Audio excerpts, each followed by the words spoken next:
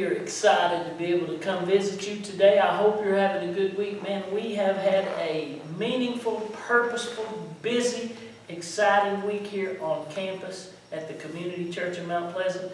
This is the gathering room, which is near the entrance of our administrative wing of our church. This is a beautiful room that's been remodeled. This is where our youth group meets, and a lot of Bible studies meet in here.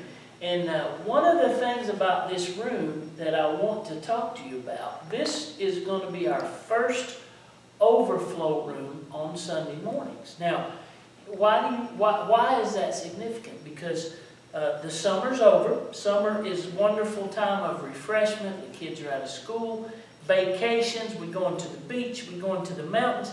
But then summer ends, it's August, and we come back home, school starts back, and boy, it started early this year, but fall sports are underway, everybody's settling back in. Now here's what happens, here's what that looks like for a church.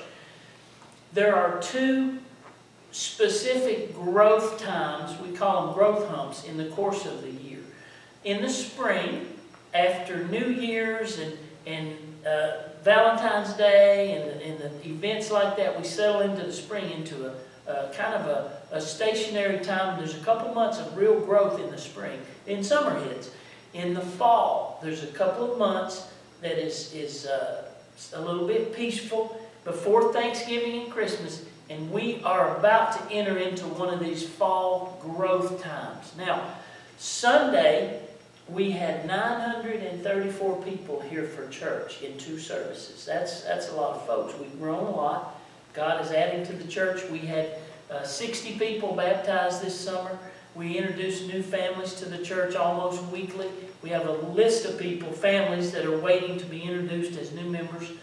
And so we're about to hit a real growth time. And I don't know how many, we never know, but we got to get ready as a church. I talked to all of our staff, our children's ministry, our teens ministry, all of our ministries. We got to get ready for growth because people are coming. People are coming to our church. They're curious. They're looking for a church. And so we can have about 500 in the auditorium each service, but that's max. That's really, really, really full. So usually, 450 is really full.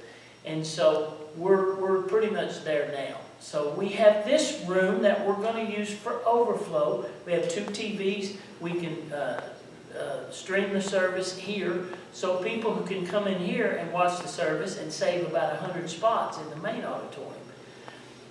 If we continue to grow, we have a cafeteria. We can get a couple hundred more people in there and do the same thing. Get a screen and project the service. So we have to plan ahead. We have to stay ahead of this growth because we don't want anybody not to have room on Sunday. We want everybody to come to church and hear about Jesus. Maybe they go to another church. I want everybody needs to be in a church. And so here we are in the gathering room, and this is where will be our first place. Maybe you'd like to come and sit in here during church and leave a space and just we're excited, but we have to plan ahead and plan for growth. So I want to encourage you. This Sunday will be part 2 of our study on the tabernacle. We're going to show you some pictures and some scenes from inside the tabernacle. We're going to go inside the curtain. We're going to go inside the Holy of Holies. We're going to look at the Ark of the Covenant. We're going to look at the mercy seat and see how all of those things work together. It'll be a great study. And then part 3, we'll talk about the high priest and his role, what he wears and how all that looks in Exodus and then over in the book of Hebrews. So I hope you'll come and see us. There's lots of things coming up. I won't take time now, but I hope you will go to our website. I hope you will look at our Facebook page. And if you come to church, get a bulletin and stay on top of all the things that God is doing. I'd encourage you to do a couple things. When you come to church, I'd like for you to get in a life group, get in a Bible study. You need to be in a small group where people can stay connected to you. You can be accountable, and you need to serve the Lord on a ministry team. Everybody ought to serve Jesus. Everybody that's saved. It's not a spectator sport.